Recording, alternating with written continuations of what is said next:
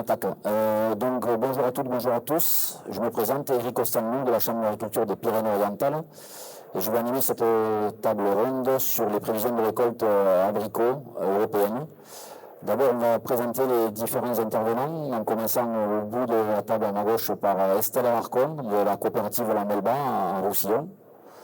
Bruno Darnaud, producteur en Rhône-Alpes et président de l'AOP Pêche et Abricots de France.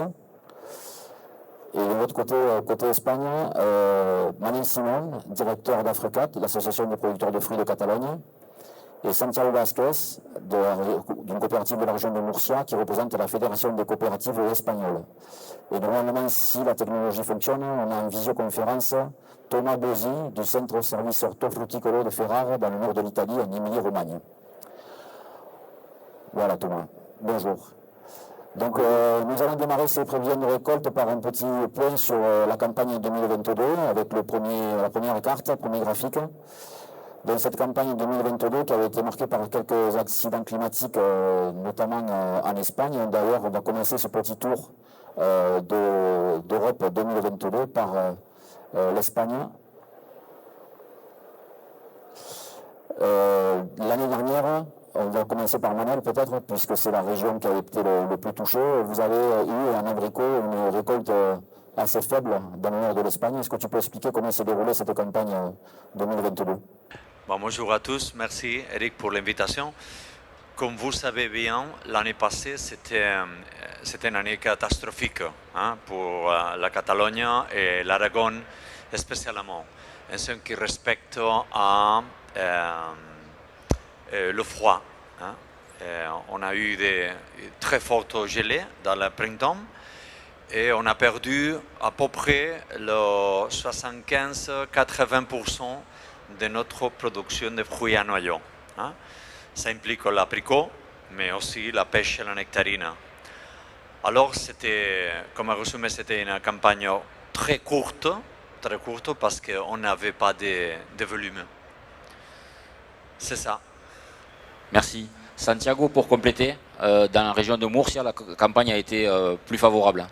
La campagne en Murcie et dans le reste de l'Espagne a été beaucoup plus favorable parce qu'on n'a pas eu le problème des gelées, parce qu'on en a eu au mois d'avril, on a eu de la grêle, mais il y a eu des pluies torrentielles au mois de février, au mois de mars, et ça a comporté des problèmes importants pour les arbres, aussi pour la production. À la fin, la production moyenne nationale a chuté et la production de fruits à noyaux, non seulement d'abricots, mais aussi de les autres fruits, elle a chuté à peu près en 24% par rapport à l'année antérieure. En général, dans l'Espagne, on a eu une baisse de la production à conséquence du climat, des pluies février-mars, et après on a eu de la grêle et des gelées, et surtout dans le nord qui a réduit beaucoup la production.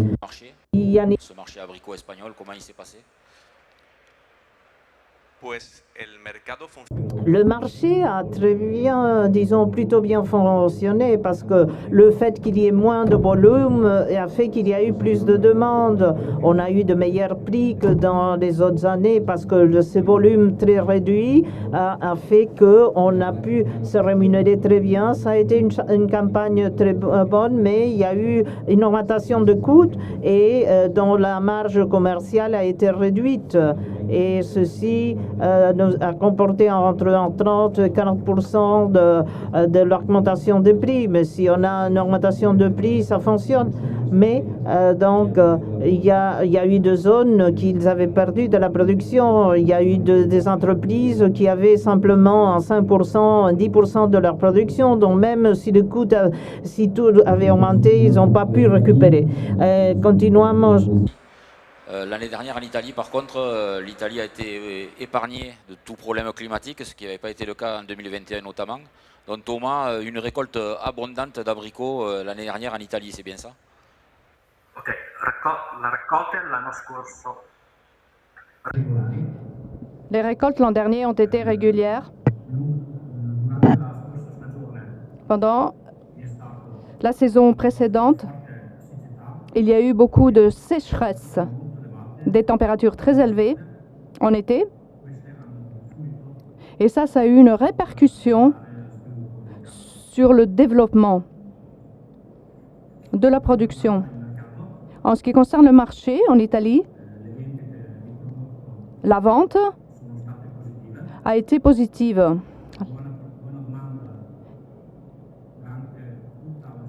Et pour répondre à votre question, pendant toute la saison, le fruit et les pavis sont appréciés par les consommateurs. Et donc, il y a eu une évolution positive et satisfaisante le long de l'année, mais en dessous de ce que nous avions obtenu l'année précédente. Nous, en Italie, on se rend compte qu'il y a des coûts énergétiques, exactement comme les collègues espagnols ont indiqué. Merci. Merci Thomas. On termine avec la France. Estelle, on a peut-être été en Roussillon, une des zones de production les plus touchées par des problèmes climatiques l'année dernière en abricot. Comment s'est déroulée la campagne en Roussillon et à la coopérative La Melba? Au niveau du Roussillon, on a été impacté par le gel sur le mois de fin mars et début avril, qui a impacté du coup la production globale. Alors c'était quand même assez hétérogène au niveau du département. Il y a certaines zones, certains producteurs qui ont été fortement touchés, d'autres qui ont été un petit peu plus épargnés.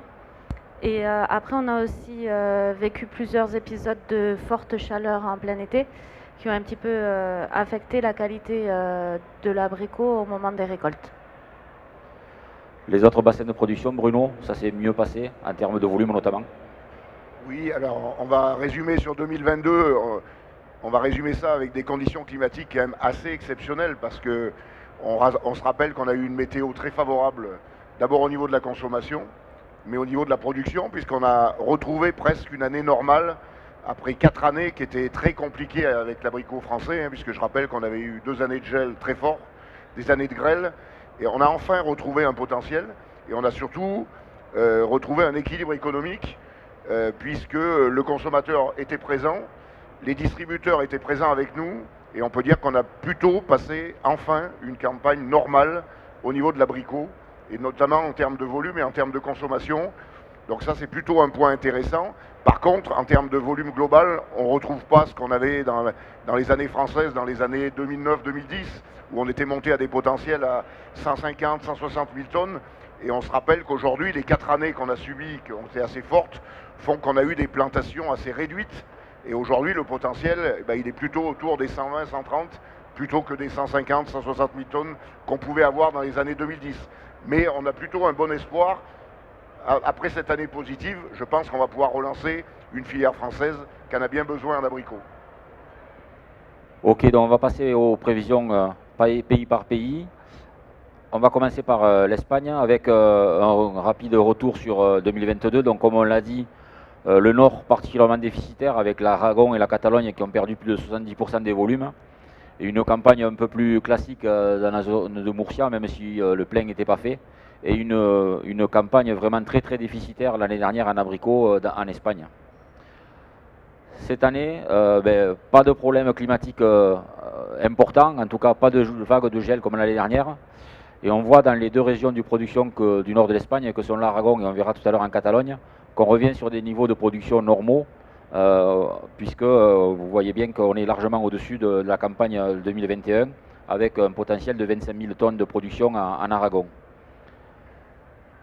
Même chose en Catalogne, un potentiel un petit peu moindre, mais on revient sur un niveau de production normal avec 11 000 tonnes prévues. Un paramètre dont on parlera tout à l'heure aussi, mais malheureusement pas qu'en Espagne, on en parlera aussi en France, c'est les effets de la sécheresse qui est en train de sévir actuellement, qui sont aujourd'hui difficiles à quantifier, mais dont on pourra parler par rapport aux incidences que ça pourrait avoir sur la suite de la campagne. On continue avec les autres zones de production, avec Castilla-La Mancha. Là aussi, le gel avait fortement affecté la production de cette zone un peu à l'intérieur de l'Espagne, un peu plus continentale. Donc fortement touché par le gel et on revient sur des niveaux de production normaux, autour de 14 000 tonnes pour cette région. Et enfin, on change d'échelle, mais c'est la région de Murcia, avec un potentiel de production qui est proche de celui de l'année dernière, Je vais donner la parole à Santiago Vasquez pour commenter un petit peu comment se présente cette campagne dans la région de Murcia, qui reste bien sûr la première zone de production d'abricots en Espagne.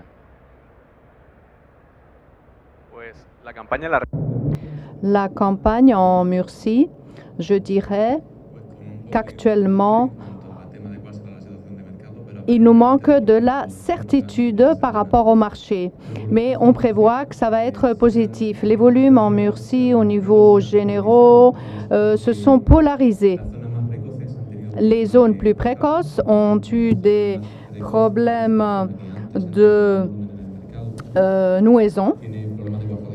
Il y a un problème aussi de températures qui ont été très hautes en mars, et donc il y a une grosse partie de la production qui s'est perdue depuis début mai jusqu'en juin. Et dans les régions plus tardives, on gardé les niveaux de production car elle s'est équilibrée par rapport à l'an dernier. La situation est stable, mais le long de la Noé, ce que l'on va avoir, c'est une baisse de pression dans cette région parce qu'on a perdu beaucoup de produits dus à ce problème de nouaison.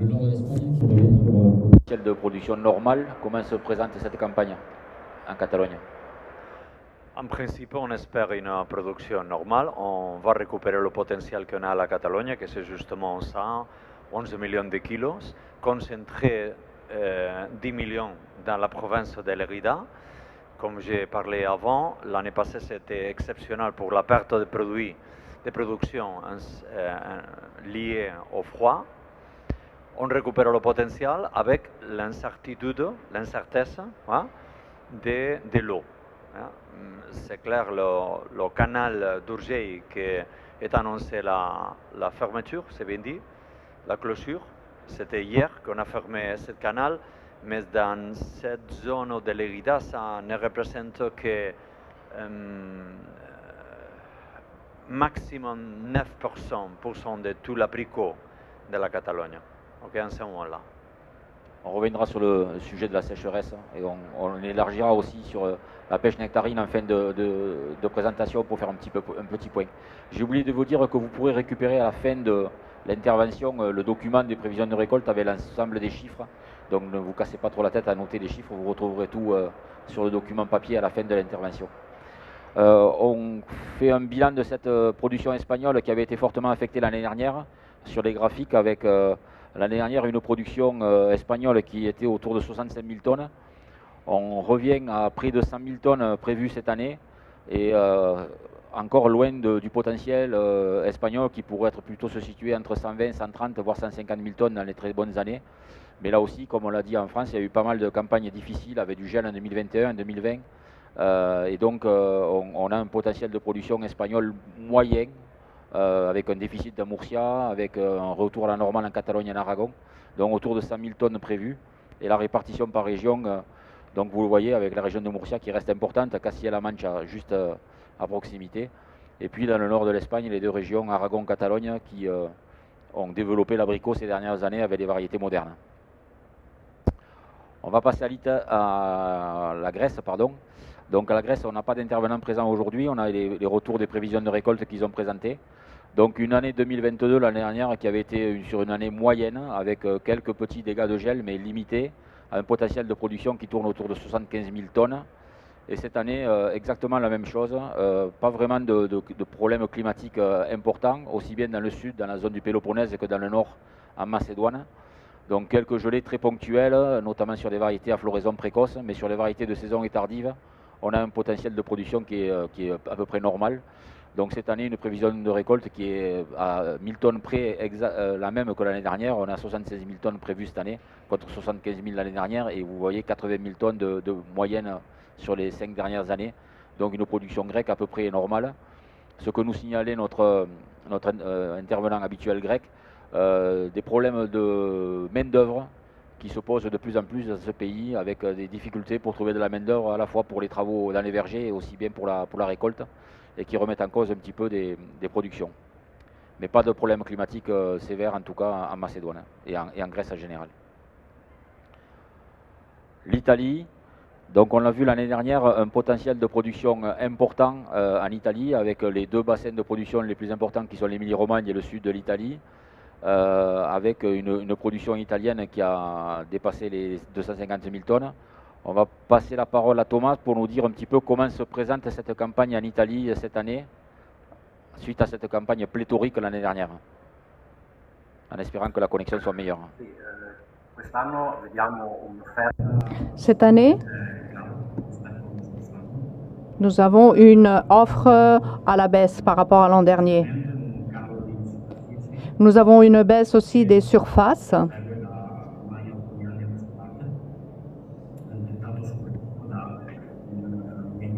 Cela est dû à moins d'investissement dans la filière. Pour vous parler de l'hiver, c'est un hiver qui a été chaud.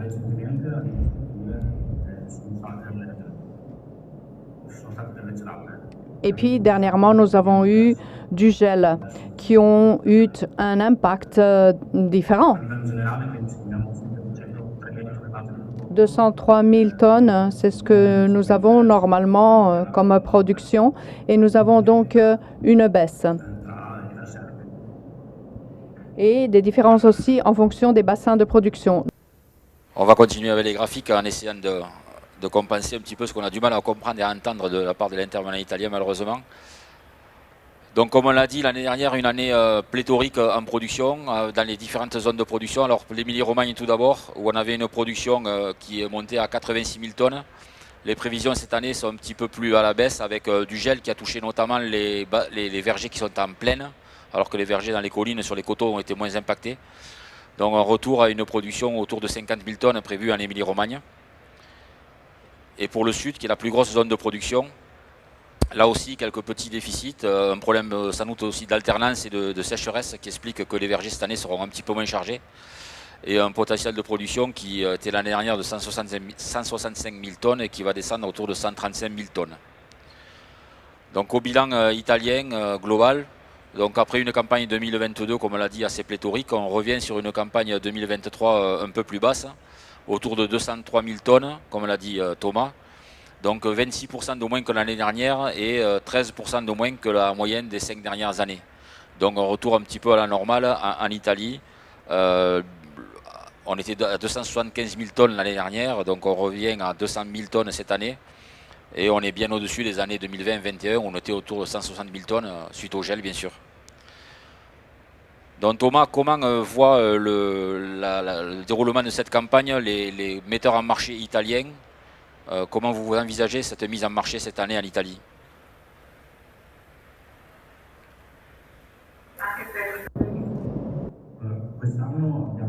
Cette année, nous avons une production en retard.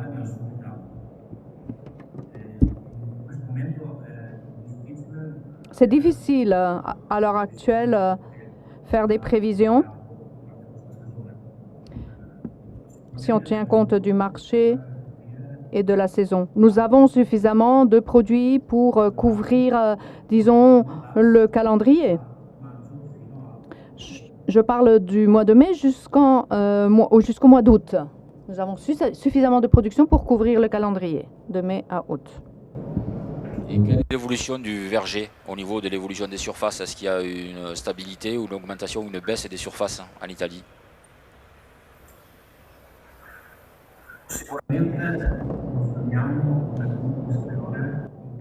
Nous confirmons qu'il y a une baisse des surfaces des vergers.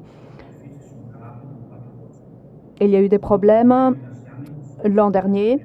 On a réduit les vergers. C'est la situation en Italie. Mais dans le sud, comment je dirais, il y a une priorité dans le sud de variétés précoces. Par contre, dans le nord, tout est un peu plus distribué. Nous avons des variétés qui arrivent à la fin de la saison. Donc une campagne 2023 abricot à l'Italie qui est prévue autour de 200 000 tonnes, on l'a dit, avec les deux bassins de production principaux, Émilie-Romagne et Italie du Sud, qui sont un petit peu en dessous de ce qu'ils ont connu l'année dernière. Voilà, donc une campagne moyenne moins en termes de volume cette année en Italie. On finit par la France. Donc l'année dernière, Rhône-Alpes qui revenait sur des niveaux de production élevés suite aux années déficitaires du gel 2021 et 2020. PACA relativement stable et Languedoc-Roussillon pénalisé par le bassin Roussillon, puisque dans le Gard, il y avait une production à peu près normale l'année dernière. Comment se présente cette campagne? On va commencer peut-être par le sud, par le Roussillon. Estelle, comment vous envisagez cette campagne 2023 en abricot?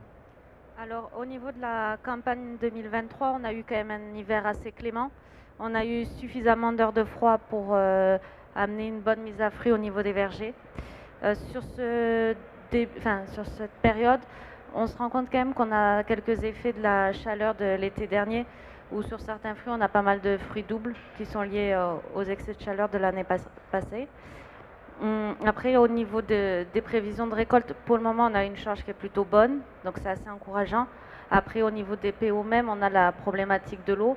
Tu as dit qu'on en reviendra peut-être tout à l'heure, mais en fonction des décisions qui seront prises sur l'irrigation des vergers ou non, le potentiel peut réellement être revu à la baisse. Bruno, pour compléter sur les autres bassins de production français? Donc, comme je disais précédemment, on va retrouver une année normale aujourd'hui, c'est-à-dire pas d'incident climatique signalé dans les 3 régions de production. Donc ça, c'est plutôt bon. Les heures de froid ont plutôt été atteintes, donc on va dire que pour l'instant, ça se présente assez bien. Alors les 2 bémols qu'on va donner, on va en reparler. Il y a le problème de l'eau, qui est déjà un des premiers problèmes importants, parce qu'il y a des zones où il va y avoir un certain nombre de problèmes, et on sait qu'on a beaucoup de départements producteurs d'abricots qui aujourd'hui malheureusement ont des arrêtés sécheresse très précoces. Donc ça, c'est le premier élément qui est quand même important à prendre en compte. Et puis se rappeler que l'année dernière, on a eu beaucoup d'épisodes de canicule, notamment au mois d'avril et au mois de mai, que ça a joué sur la qualité gustative de l'abricot, mais que ça a joué aussi sur le calibre. C'est-à-dire que l'année dernière, on a eu un calibre inférieur à ce qu'on attendait. Donc on va voir ce qui va se passer dans les prochains jours, parce qu'aujourd'hui, en termes de calendrier, on est en retard par rapport aux 2 années précoces qu'on avait eues. On va retrouver une année normale, mais c'est vrai qu'on pourrait gagner en calibre, ce qu'on n'a pas eu l'année dernière. Donc voilà, on a quelques incertitudes, et au calibre, et sur l'eau, mais quand même, on reste plutôt optimiste, parce qu'on a quand même une année, aujourd'hui, on a des vergers quasi normaux, et les producteurs sont en train d'éclaircir la grande majorité des variétés. Il peut y avoir un peu d'alternance sur certaines variétés, mais globalement, voilà, saison normale aujourd'hui en France, dans les 3 bassins de production. Et l'évolution du verger, on avait une tendance à la baisse qui se maintient pour le moment? Malheureusement, on a un verger qui est vieillissant en France, notamment dans certaines régions. Et c'est vrai que le potentiel, aujourd'hui, oui, le potentiel, ce que je disais tout à l'heure, il est plus proche de 120, 130 000 que vraiment 150 000 tonnes. On n'est même pas à 2% de renouvellement du verger. C'est-à-dire que si on compare avec la pêche nectarine, on est pratiquement à 8 ou 9% aujourd'hui, 2% en abricot. Donc on a besoin de plusieurs années positives, et on doit vraiment relancer cette production d'abricots, parce que en termes de volume, voilà, on doit approvisionner les marchés fin mai jusqu'à fin août, et pour ça on a besoin de nouvelles plantations dans tous les bassins de production. Ok, donc on va voir cette prévision de récolte bassin de production par bassin de production, ou plutôt région administrative par région administrative, avec en Rhône-Alpes, qui est la principale zone de production, qui est la première zone de production, un petit peu plus de production prévue encore que l'année dernière, un retour un petit peu à presque normal pour ce bassin de production, autour de 70 000 tonnes, avec l'éclaircissage qui démarre, un retard de floraison, mais ça c'est un petit peu général, et donc une campagne plutôt tardive par rapport aux 2 années précédentes. PACA qui est extrêmement stable, pas d'accident climatique particulier, donc une prévision de récolte autour de 17 000 tonnes, équivalente à l'année dernière, équivalente à la moyenne des années précédentes. Et enfin Languedoc-Roussillon, ça va aller un peu vite, voilà. Languedoc-Roussillon, une prévision autour de 39 000 tonnes, légèrement en deçà de celle de l'année dernière, où c'est clair qu'on aura un impact de la sécheresse compte tenu des arrêtés déjà en vigueur et qui pourraient évoluer. Donc au Global France, une prévision de récolte qui va tourner autour de 125 000 tonnes, c'est-à-dire très proche de celle de l'année dernière où on était à 123 000 tonnes, donc 2% de plus que l'année dernière, et 16% au-dessus de la moyenne des 5 années 2017-2021 où on avait 2020 et 2021 déficitaires suite au gel. Donc une répartition de la production par bassin assez proche de ce qu'on a connu l'année dernière, avec Rhône-Alpes qui monte un petit peu, Languedoc-Roussillon qui baisse légèrement et PACA qui reste stable. On va faire un tour de table pour un petit peu parler sécheresse, pour faire un peu un point de la situation dans les différents bassins de production et également en même temps le marché, comment vous voyez le déroulement de cette campagne compte tenu du contexte économique, de la crise en Ukraine, de l'augmentation des coûts de production. Je crois qu'il y a pas mal d'intervenants qui voulaient s'exprimer à ce sujet. On va commencer peut-être par la région de Murcia. La récolte va bientôt commencer à Murcia. Vous en êtes où et comment la sécheresse affecte ou pas la production et comment vous voyez ce marché 2023 de l'abricot?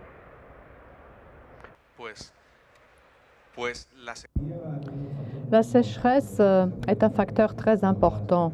Nous avons des prévisions qui tiennent compte du potentiel, mais quand il ne pleut pas suffisamment, évidemment, les surfaces ne sont pas aussi productives. Et si l'on avait prévu 100, on peut arriver à 80 juste en tenant compte du calibre, parce que, évidemment, on tient compte aussi du calibre à obtenir. Donc, la sécheresse va créer une production à la baisse. Et à part la sécheresse, il y a aussi, dans notre production en Murcie, une augmentation des coûts depuis de nombreuses années. Et donc, tous les opérateurs avec qui nous travaillons sur le marché et par rapport aux fruits d'été impliquent des coûts de production. Et tout ceci se fait en Europe. On tient compte aussi de l'environnement. Et puis, pour parler aussi des barquettes et du packaging, les coûts ont augmenté. Et donc, ceci amène à des coûts énergétiques aussi qui ne font qu'augmenter. Et donc, la production et ces coûts ne font qu'augmenter chez nous et en Europe. Ensuite, depuis 2 années, nous avons les coûts en phytosanitaire qui augmentent aussi, toujours pour ce type de fruits. Et la main-d'œuvre aussi. Nous avons une inflation dans toute l'Europe et ceci amènera aussi à une augmentation de coûts de la main-d'œuvre. Et donc voilà, n'oublions pas qu'on est là pour défendre la production des producteurs et pour pouvoir couvrir les coûts. Et c'est très important que cette année, vu que les pôles de production ont changé, nous avons des régions qui sont passées à avoir une différence de pôle. Et donc, qu'est-ce que nous avons? Si on regarde le passé, nous avions des productions agressives dans certains produits et les prix historiques ne nous servent pas cette année parce que cette année, on ne peut pas maintenir le prix du passé parce que les producteurs ont augmenté les coûts. Donc, il est important que tous les opérateurs sur le marché de A à Z comprennent cette nouvelle situation. Pour pouvoir assurer une bonne production, il faut tenir compte des coûts, des marges et maintenir le secteur, la filière vivante. Parce que nous avons eu des pertes de production depuis l'an dernier. Nous avons eu aussi des augmentations de coûts de l'an dernier. Ceci a créé une situation difficile en Europe. Besoin aussi de financement pour pouvoir couvrir ces difficultés. Et les coûts structurels ont dû être financés durant l'hiver. Et donc voilà, on tient compte de cette situation par rapport à ce début de la campagne. Ce que l'on veut, c'est maintenir un tissu vivant, et ceci dans tous les pays de l'Europe. Merci.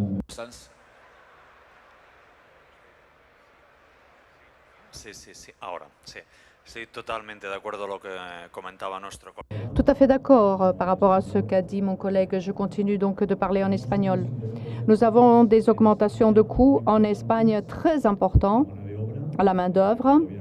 Le gouvernement actuel en Espagne de gauche, avec des engagements politiques, a augmenté de façon remarquable le salaire minimum interprofessionnel, SMI, en Espagne. Au début, on n'avait pas assez avec les salaires, mais à cause de ces augmentations que nous avons, et qui se sont enregistrés, nous avons un changement au niveau des salaires. Et ceci a une répercussion sur l'augmentation des coûts et le coût énergétique aussi est touché par cette augmentation de coûts. Et voilà, il y a une répercussion de nos coûts sur les prix.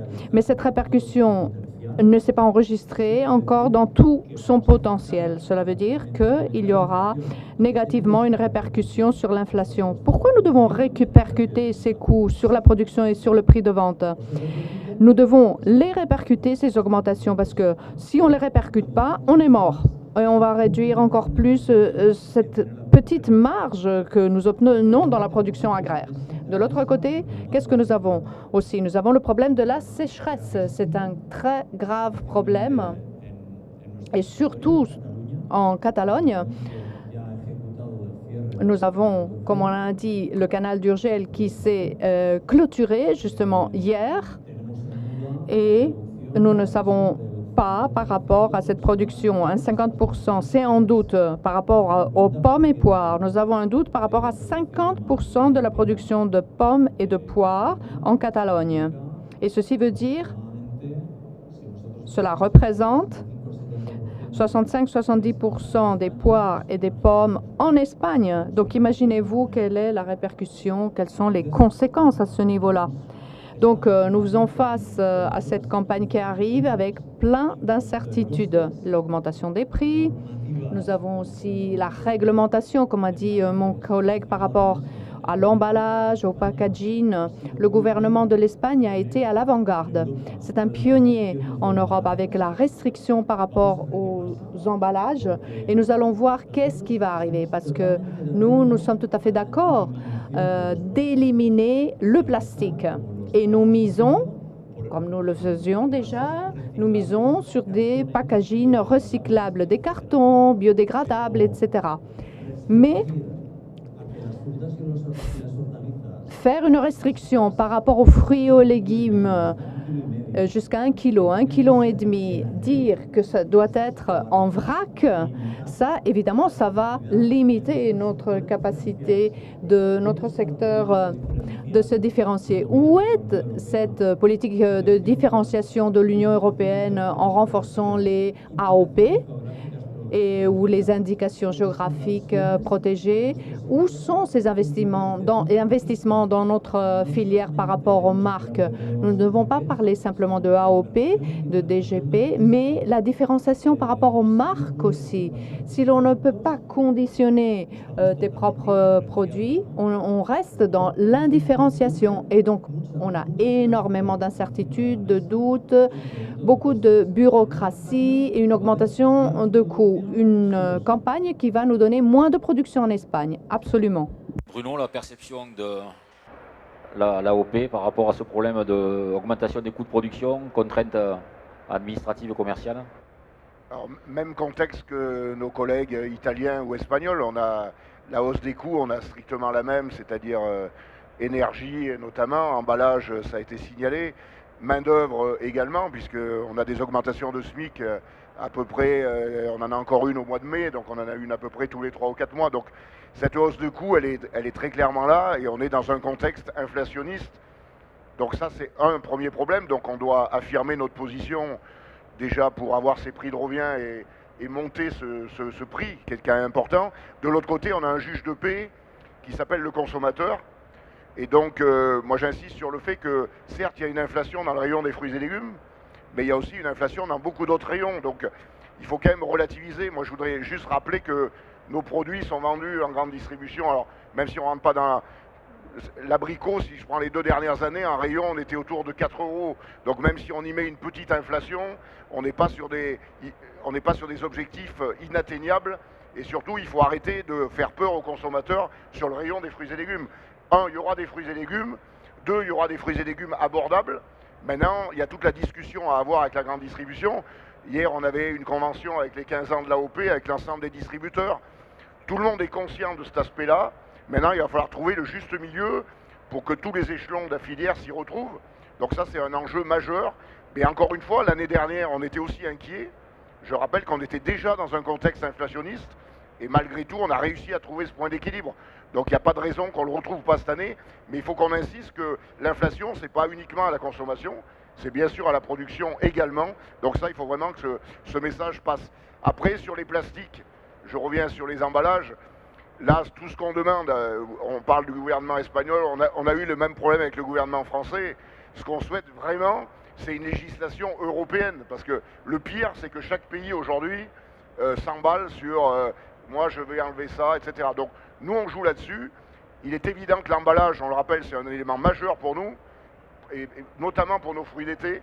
Donc on espère qu'au niveau européen, on aura une législation qui s'applique à tous nos pays producteurs et pas seulement pays par pays, parce que ça, on en souffre trop aujourd'hui. On termine ces prévisions de récolte abricot et on fera peut-être un petit tour pour la présentation des quelques points sur la pêche nectarine pour donner un petit peu l'eau à la bouche pour les prévisions de récolte qui sont prévues au mois de mai. Donc une campagne 2023 française, on l'a dit, moyenne autour de 130 000 tonnes. Donc on est loin des potentiels qu'on a connus il y a pas mal d'années déjà, mais on est sur une campagne positive quand même, donc 125 000 tonnes de prévues. Donc quand on fait la somme de tout ça au niveau européen, on a une prévision de récolte qui tourne autour de 500 000 tonnes, donc inférieure de 7% à l'année dernière où on était à peu près à 540 000 tonnes et également inférieure de 7% à la moyenne des années précédentes. Donc on est sur une campagne moyenne. On a connu des campagnes bien plus déficitaires autour de 400 000 tonnes comme 2021. Puis d'autres campagnes beaucoup plus pléthoriques en production comme 2019 où on était à 650 000 tonnes. Donc voilà, une campagne équilibrée on va dire, autour de 500 000 tonnes. On a fait beaucoup plus, on a fait beaucoup moins, voilà, donc une campagne très moyenne. Et on le voit dans le graphique suivant avec l'évolution depuis 92, donc on a des archives à Europêche, avec, vous voyez, les 2 dernières années, ce que je vous disais, des années moyennes en production qui ont succédé à 2020-21 déficitaires et à des années 2017-18 qui, elles, étaient plutôt importantes autour de 600 000 tonnes. Donc une répartition par pays avec l'Italie qui revient sur des niveaux un peu plus moyens, un peu plus acceptables, l'Espagne qui remonte un peu sans atteindre son potentiel optimum, et la France et la Grèce qui sont sur des années moyennes, donc voilà, un potentiel de pollution de 500 000 tonnes. Avant de faire un petit tour sur des prémices de prévisions de récolte pêche nectarine, vous vous rappelez que ces prévisions de récolte pêche nectarine seront diffusées en visioconférence à l'occasion des mardis du Medfel, le mardi 23 mai à 16h. Donc notez bien, mardi 23 mai à 16h, en visioconférence, on aura les prévisions de récolte habituelles, européennes, pêche nectarine. Donc un petit tour de table sur comment se présente cette campagne pêche nectarine. On démarre par Santiago et on fait le tour. Cette campagne, en principe, à niveau général, était marquée par cette récupération des potentiels et surtout qui n'a pas été vu les impacts du gel, mais bien sûr il y aura une réduction étant donné la baisse de production parce que il n'a pas plu depuis le mois de décembre, rien, pas une goutte. Donc si on peut pas leur donner cette eau, mais il nous faut de l'eau de pluie afin d'avoir une bonne production, et cette situation on ne l'aura pas, et ceci nous met face à une situation de production réduite compte tenu du potentiel qu'on attend, et nous avons évidemment la deuxième partie de la campagne à partir du mois de juin où on récupère de volume. La situation générale va être marquée par une circonstance à niveau européen, le fait de la Russie, par exemple la Biélorussie qui est rentrée dans le conflit. Bon, il est vrai que dans les dernières années, le volume de négoce avec eux était réduit parce que le marché russe, on l'a abandonné progressivement et on a, disons, ajusté cet excès de production qui a été dramatique en 2014. Il y en a encore, mais on n'a pas amorti. Donc ça va être une campagne compliquée parce qu'il faut expliquer beaucoup de choses dans la mise au marché. Il faut expliquer beaucoup de choses aux consommateurs pour pouvoir assimiler la nouvelle situation du marché, parce que les prix historiques ne servent plus. On ne peut pas avoir cette référence-là. Donc il faut prévenir les secteur. Et si l'on veut suivre dans les fruits d'origine européenne et avoir ce fruit-là dans le marché, il faut parler de beaucoup de choses. En production dans le nord de l'Espagne, comment se présente la campagne pêche nectarine 2023? Oui, la campagne passée, c'était respect au froid. Et cette campagne, en principe, c'est trop tôt pour nous pour avoir des numéros, mais en ce moment-là, s'il y a d'événements climatiques négatifs, on devrait avoir une campagne de production pleine. La floraison, la nouaison, c'est passé très bien. On n'a eu pas de problèmes de grêle, de gelée. Et en principe, on devrait avoir une campagne pleine. La particularité négative, c'est la disponibilité de l'eau. En ce moment-là, la zone de production plus importante de l'Érida, que c'est le Baix Segrià, ce n'est pas affecté en ce moment-là pour l'eau, mais on va voir.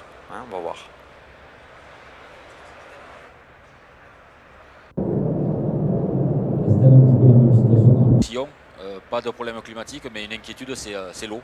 C'est ça, exactement. On a une belle mise à fruit sur l'ensemble de nos vergers pêche nectarine. Pour le moment, on n'a eu aucun incident climatique, donc on pourrait avoir une très belle saison en perspective. Après, comme la région de l'Érida, tout va dépendre de la climato qui va arriver et des disponibilités en eau. Bruno, campagne pêche au niveau de l'AOP? Même chose, je confirme ce que vient de dire Estelle, donc pas d'incident climatique signalé dans aucune région. Comme en abricot, un léger retard par rapport à la maturité, mais pour l'instant, voilà, tous les feux sont au vert sur la production de pêche à nectarine. On confirmera tout ça le 23 mai, mais voilà, pour l'instant, le potentiel est présent. L'incertitude, c'est l'eau. Ça, c'est évident que là-dessus, on aura à voir, peut-être à rééclaircir si vraiment il y a vraiment des restrictions assez importantes, mais ça, on ne le maîtrise pas. Et voilà, donc à part cette incertitude, aujourd'hui, on a eu plutôt une bonne nouaison, on a eu des heures de froid, donc tout se présente correctement pour la saison pêche et nectarine. Mais voilà, on ne maîtrise pas le climat et on va attendre les jours qui viennent en espérant quelques pluies ici ou là. Mais voilà, ça personne ne le maîtrise. On a les mêmes problèmes que nos collègues espagnols. On sera attentif à ces problèmes de sécheresse. Merci. On va se quitter. Je vous propose de récupérer à la sortie auprès de l'hôtesse le document. Une petite coquille dans le document. Les tableaux avec les chiffres sont bons. Dans les commentaires, à un moment donné, j'ai mis l'augmentation de 7% de la production. C'est une baisse de 7% de la production. Donc, on va corriger ça sur Internet. Référez-vous aux chiffres dans les tableaux. Les chiffres dans les tableaux sont bons. C'est dans le commentaire qu'il y a une petite coquille. Je suis désolé. Merci. Rendez-vous le mardi 23 mai à 16h pour les prévisions de récolte pêche nectarine en visio. Et bonne campagne et en espérant qu'il pleuve un petit peu partout. Merci et à l'année prochaine.